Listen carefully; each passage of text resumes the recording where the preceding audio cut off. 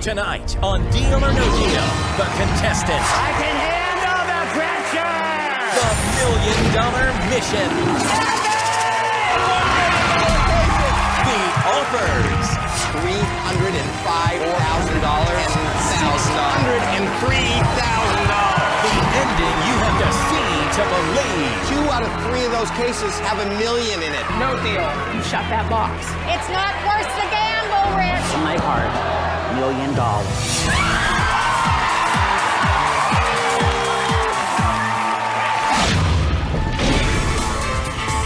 First offer, Richie Bell, is $139,000. That's yours if you hit this button and say deal. If you say no deal, you have to open up another 5 cases. Richie Bell, deal or no deal? I work great under pressure, so no deal! Is left in play. 2 out of 3 of those cases have $1 million in it. 2 out of 3 chance you are a millionaire. You came with what is in your pocket. That's all that matters. You came to bust him, and you've done it. One more time. One more time. You're stronger than that. Take it, Rich. That's a lot of money.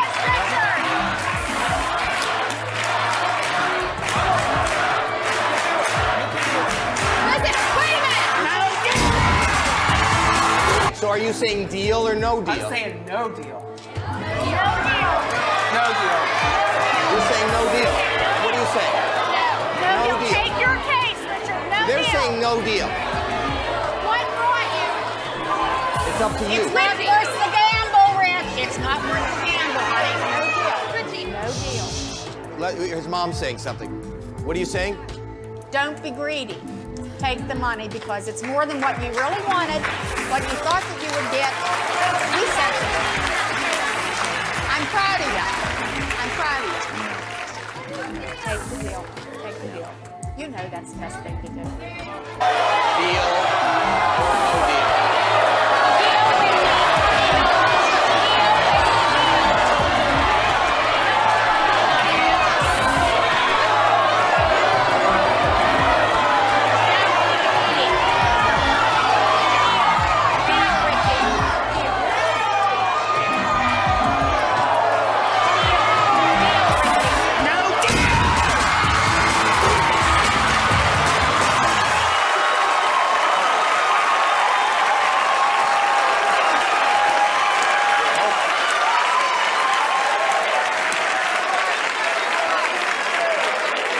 I hope that was a good decision. Richie, I'm ready. you're either going home with $1 million or $1. Richie Bell, you are going home with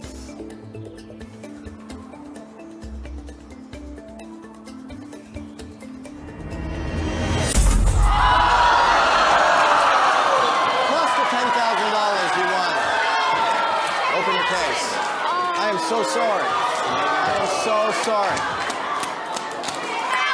I am so sorry, buddy. You got a point. Don't be greedy. Can you imagine the opportunities and the blessing that he missed? By nature, we want more. His sister said, one more. The first offer, 139,000. I would go. I know. If I were there, I would probably be greedy, right? But 139,000, oh man, that will pay my half of my mortgage. I'll go. Then the next offer went down to 120. Then the next offer, 195. Then the next offer, 410,000. Then the next offer, 603,000. Between $1 and $2 million. The mom said, oh, children, obey your parents. Mom said, don't be greedy, Rick. Think. Come on, 603,000. Then he opened 1 million. Then 416,000. At the end, $1. That's our problem. By nature, we want more, we want better, we want stronger, we want faster, we want finer, we want softer couch, we want softer mattress, we want a greener grass, we want a greater pasture or future. We want brighter future. We want something that we don't have or someone that have in life. We want to get it. And when we want more, things will escalate. We will be more stressed. And this guy, a wise man, said, do not wear yourself out to become rich. Don't work 2, 3 jobs, because be wise enough to restrain yourself. In the blink of an eye, wealth will disappear. Tomorrow, you'll be gone. You don't even know you will open your eyes tomorrow. Some people today, they're so focused on money and neglect their family. Working 2 jobs, 3 jobs, part-time here, part-time there. I'm telling you, it's affecting and it's giving you more stress in life. We counsel many people. One person said, I have given him. One mother said, the parents said, I've been giving our kids this and that and this. They have food. We go out once a week and then we do this. But the son said, I don't need your money. I want your presence. I want you to be here with me. And that's the problem today. We are not content. We buy house and then we work 2 to 3 times a week, 16 hours a day, and stay in our house to sleep, then out. We buy house and work to debt to pay our house. The first half of a person's life today, they would give up their health to gain money. At the second half of their life, they will spend their money to save their health. What's going on with us, people? We are not content. Not only will we have more stress, but we'll have more worries. This is the same. Solomon said, workers may or may not have enough to eat, but at least they can get a good night's sleep. The rich, however, have so much that they stay awake worrying and worrying and worrying. What would happen to my yacht? What would happen to my building? What will happen to my properties? What will happen to... Well, at some point of our life, we have 4 cars. Because that's the 2 days, right? I rent out cars. So I have 4 cars. I rented out. I work from home, so I don't have anything to do. So we just rent it. It's good, actually. I'm not rich. I just have 4 cars. And then I'm paying that. It's loan. So I'm paying. But it's good. I earn from it. But my goal that time is to have 10 to 20 cars in the next 5 years. Dealership and then you rent out cars. But you know what? Worries. I can't sleep. What's happening to my car now? Right? Did they abuse my car? Where did they go? Right? One time, 3 a.m., the police called me. Is your car been carnapped? No. Because I didn't know it's the police. The second call, this is police. Then I answered. Because we are monitoring, it's in the place where we are under surveillance. And when the car was returned, there are cocaine.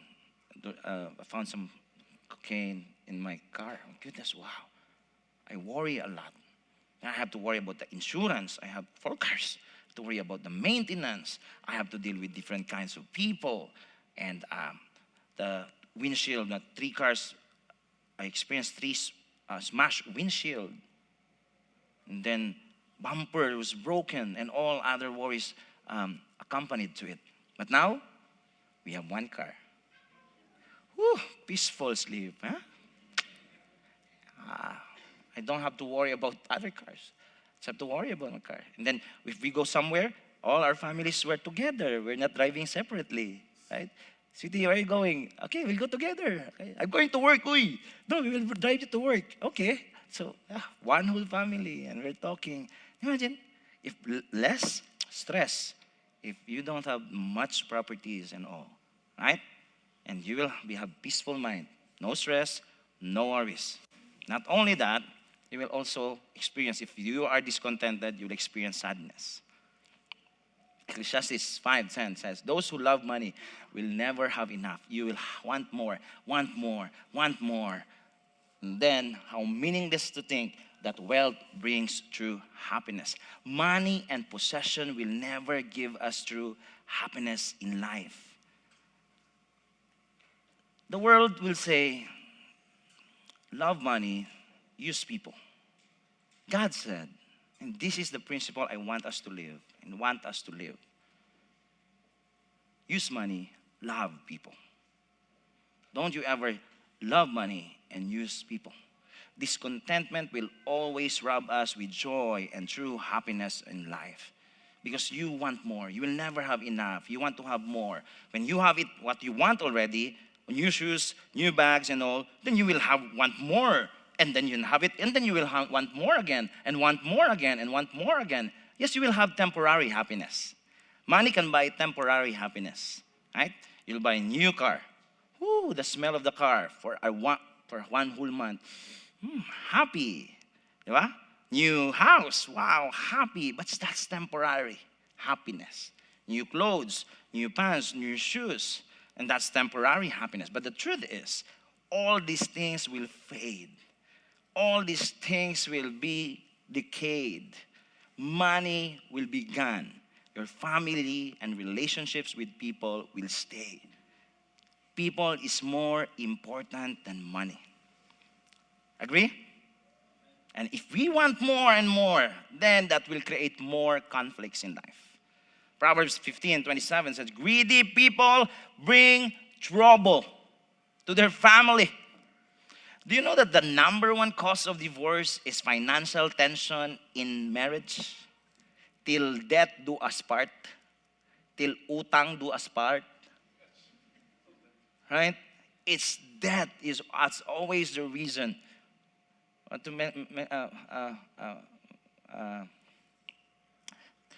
Talking about marriage, congratulations, Danny, for being married. Eh? Where's your wife? Mary is now not a bachelor. Huh? He's married. Okay. Then they're filing divorce because. I'm just kidding. We're so happy for you and Monette. Okay. But if we want more, we continue to nurture discontentment in us. There will be conflicts in the family. It will create more frustrations. It will create more disappointments. It will create more fear. It will create more insecurities. It will create more sorrows. It will create more heartaches, sadness, and then eventually conflict in the family. There will be tensions and tensions. Family will fight over properties, inheritance. You heard about those stories? We don't fight for inheritance. My sister and I, how are you, sis? We don't have to fight because our parents don't have inheritance for us. We don't have property at home. I'm telling you, we're so poor, right? So people are fighting over these things. That's why the more you want, the more you'll experience conflict. And lastly, the more temptations you will have. 1 Timothy 6:9, Paul said, people who want to be rich fall into all sorts of temptations and traps. They are caught by foolish and harmful desires that drag them down and destroy them. Have you heard about the get rich quick schemes? Get rich quick schemes, right? The people will just, you scam. You know what? It's too good to be true. And then you bite it. Oh, I want to be rich right away, right? And the more you want more, more money. Investment, what? In 3 months, 300%. My 100,000 will become 300,000 in 3 months. Oh, who doesn't want that, right? Everyone wants it. But the more you want more, the more temptation you get in and the more trouble that you will experience in life. The Bible said God will supply all our needs, not all our greeds. Yeah. And that's the problem with us. And we want to go to gambling and then, because why? Not for entertainment. For some people, it could be entertainment. But for some people, they really want to have money, right? Some of us will have some budget, $100 in the lottery every week or every day for some of you. Because you have this number that you've been taking care of. Because this has been from my lolo and lolo and lolo and lolo, right? That you have been, if this will, $1 million, right? Or $500 million. Oh, right? I was tempted for that actually. Oh, Lord, if you give, I'll pay this. I'll have 200, Lord, 200 million. I'll give 100 million to that church. Come on, Jeff. I give 100 million. If I win 200 million, you will not see me here. Bye-bye. I'll be in Mexico or Jamaica or whatever. No, but no. Because if you want more, you will have more temptations. Okay? If you, I'm not, you check your heart, but you want more. How many of you want less of this? How many of you want less stress, less worries, less sadness, less conflicts, less temptations? Hey! Wow, good. Let me tell you what to do, huh? Let me tell you what to do. Be content. Be content. Be content with what you have. The writer of Hebrews said, your conduct must be free from the love of money, wanting more. And you must be content with what you have in life. Be content with what you have, not with what you are. I'll be talking about the what you are next week, probably, or next week. But today, I just want to communicate to you that we have to be content with what we have. Benjamin Franklin said, contentment makes poor men rich, and discontentment makes rich men poor. Listen, we are rich. You are rich. You live in a rich country. Canada is richer than 90% of the world. And if you have money or purse, you're richer than 80% of the world. We just sometimes feel, oh, I'm so poor today. And the moment we feel poor because we don't have enough and we want more. We feel we need more. Let me share how to be content. The first one is never compare. Okay? Never, ever compare yourself to others. Don't compare your house. Don't compare your car. Don't compare your life. Comparing will always lead to frustration and it will rob you with your joy. Comparing is sin. Do you know that? Comparing is part of the big 10 commandments of God. The Bible mentioned that. You must not covet your neighbor's house. Not covet, okay? You must not covet your neighbor's wife, male or female, servant, ox or donkey, or anything else that belongs to your neighbor. In Hebrew, the word covet means the earnest desire to have and to acquire, to get what other people have. Comparing ourselves will always lead to coveting. When you see, oh, their house is so nice, I want that kind of house too.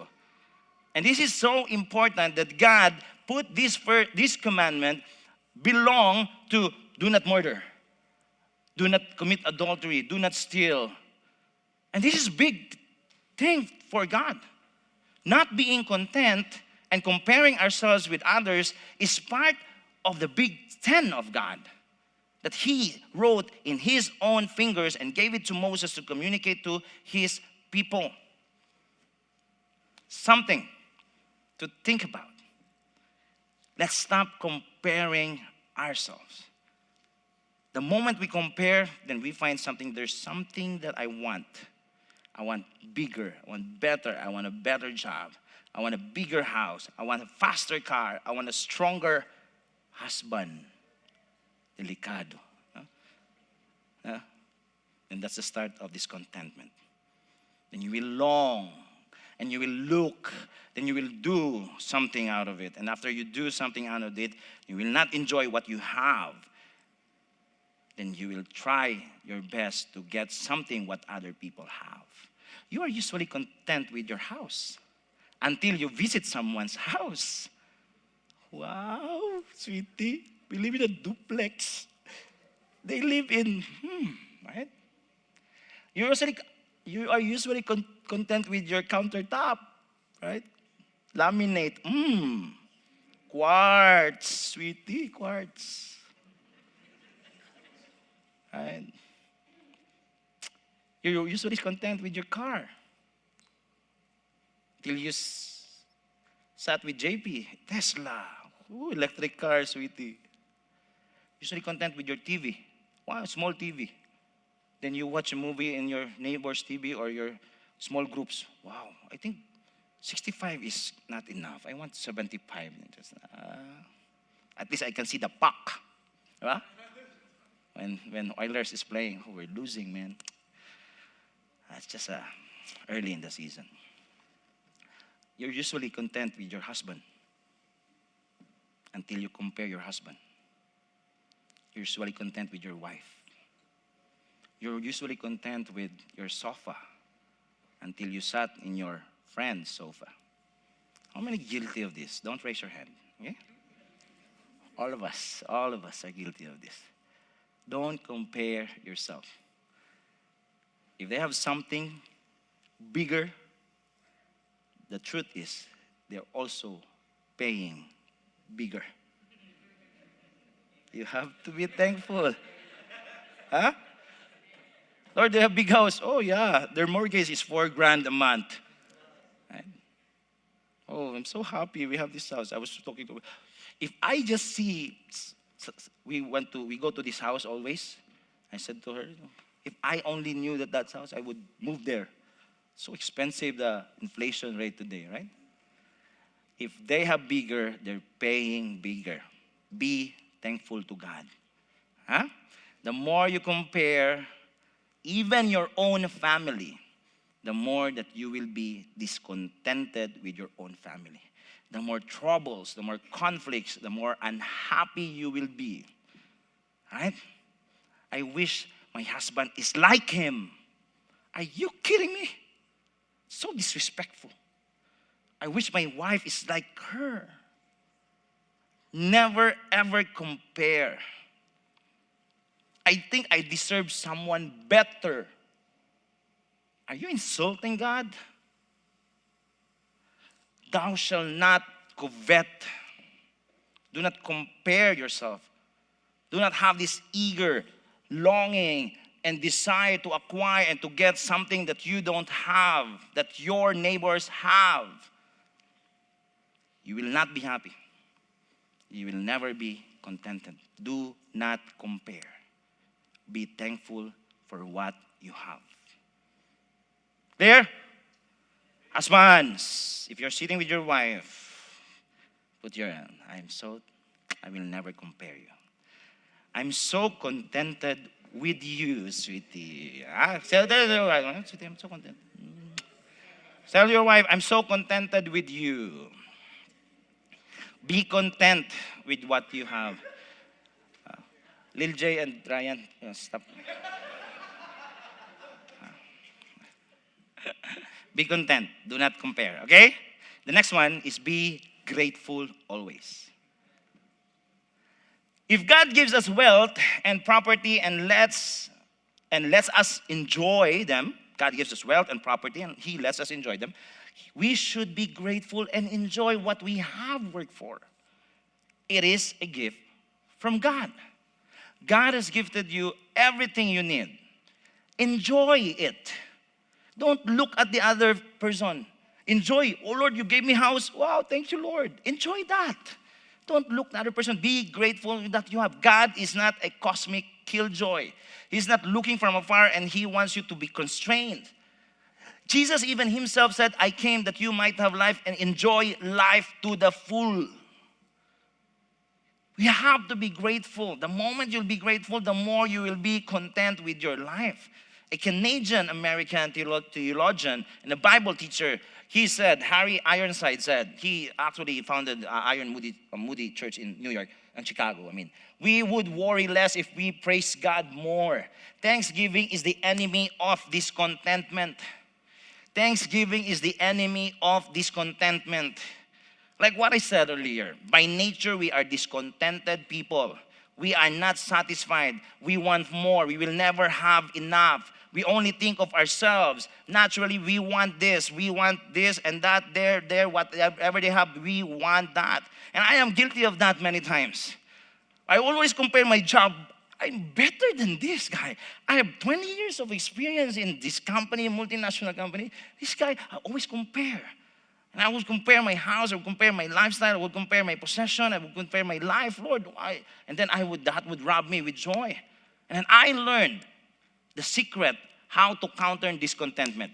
Every single day of your life, discontentment will attack you. Even when you're in the bus, Lord, why am I riding the bus? Right? And when you're going to work, Lord, why I have this work?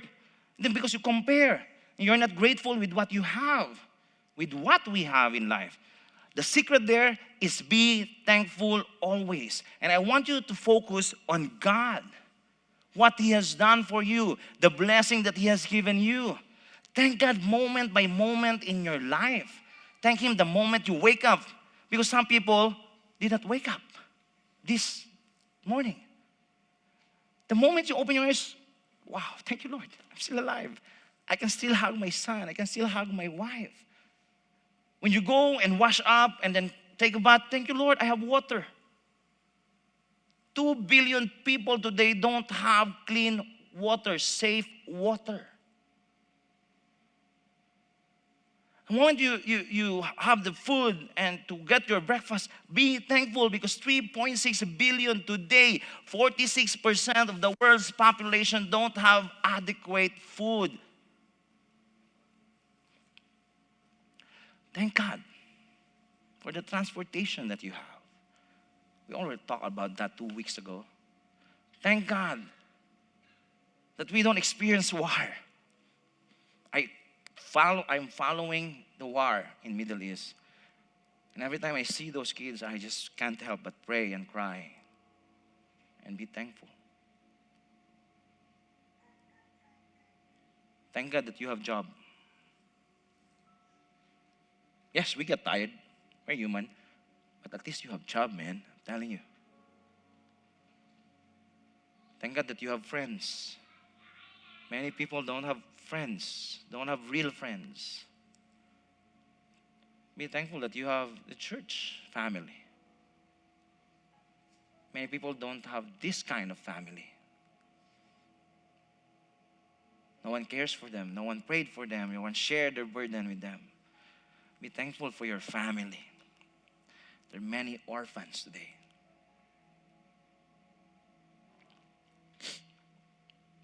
Be thankful because God has done amazing things for you. And that's whenever I encounter discontentment, and that's real, I'm telling you, I battle with that every day of my life. And whenever I would come across to the part where, I'm not thankful. I have to go back and Lord, thank you. There are many things to be thankful for.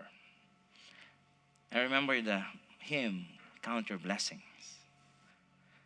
When upon life's billows you are tempest-tossed, when you are discouraged thinking all is lost, count your many blessings, name them one by one, and it will surprise you what the Lord has done. Are you ever burdened with a load of care? Does the cross seem heavy you are called to bear? Count your many blessings, every doubt will fly, and you will be singing as the days go by. When you look at the others with their lands and golds, think that Christ has promised you His wealth untold. Count your many blessings money cannot buy, your reward in heaven, nor your home on high. Be thankful. Be content with what you have, and be amazed what the Lord has done for you. Lastly, be content. Have this eternal perspective in life. Be careful to guard yourselves from every kind of greed. Don't be greedy. Money will fade. Life is not about having a lot of material possession. In other words, keep in mind, what we have here on earth will totally fade. Your money, your possession, your properties will be gone one day. So store something that will impact eternity. And that is your relationship with God and your relationship with people. Be content. If you do this, you will have less stress. You will still be stressed, but less. If we are thankful, if we will not compare and have eternal purpose, perspective in life, we will still experience worries, but less. We'll still experience sadness. It's part of life, but less. Conflict is part of relationship, but less. Temptations, of course, daily. But if you stick on what God has given you, less temptations. But more than this, there's a second part of the writer, what the writer of Hebrews wrote. Your conduct must be free from the love of money, and you must be content with what you have. For God said, when you are content, when you are enjoying what I'm giving you and not desiring what I have not given you, when you are thankful of what I have given you and not having this earnest longing to purchase, to get, and to acquire what other people have, I will never ever leave you. I will never ever forsake you. Be content with what I have given you, because I will be with you. Be content. Stand on a strong foundation of my love, because I will never ever give you or not give you something that will harm you. Be content. Never compare your life to others, because God knows what is best for you.